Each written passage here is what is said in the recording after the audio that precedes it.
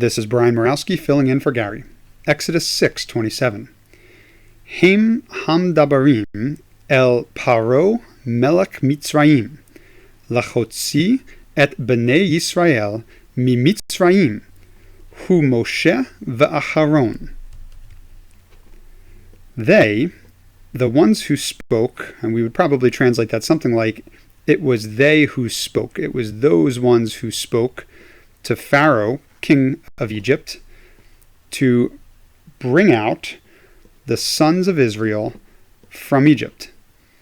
This was Moses and Aaron. It was this Moses and Aaron, something like that. You notice, by the way, that this is the same phrase that started the last verse, verse 26. So you have a nice little parallel there between the end of verse 27, the beginning of verse 26. Now, the two things I want to focus in on here are the two verbs. We have a verb here, lachotzi, and we also have a verb right here, hamdabarim. Hamdabarim is coming from davar. There are a couple indications that we're looking here at a PL participle, MP. First of all, you'll notice your im ending. This is a noun ending attached to what's looking like a verb. So that's a pretty good indication that you're looking at a participle. So that's our first clue here, that this is a participle. You also notice that this is a PL participle because you have the mem shava beginning here, prefixed to the verb. If it was a mem petak, then it would be a hiphil participle, but because you have the mem shava, that gives you an idea that this is not just any participle, but a PL participle.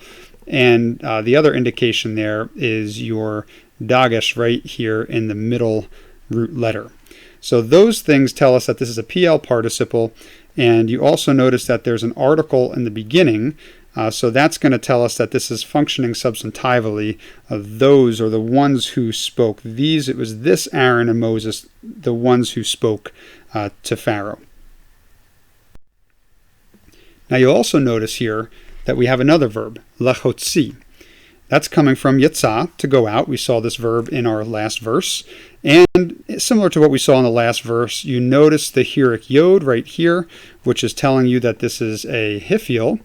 And the lamed prefix here is also going to tell you that we're looking at an infinitive construct. That's a pretty clear indication that's an infinitive. But you also notice right here, when we have a pay yod verb, and a weak verb like a pay yod verb, when we have a hiphil, that yod is going to transform into a hirik yod in the beginning there. So these are all good indications that we're looking at a hiphil infinitive construct, to go out.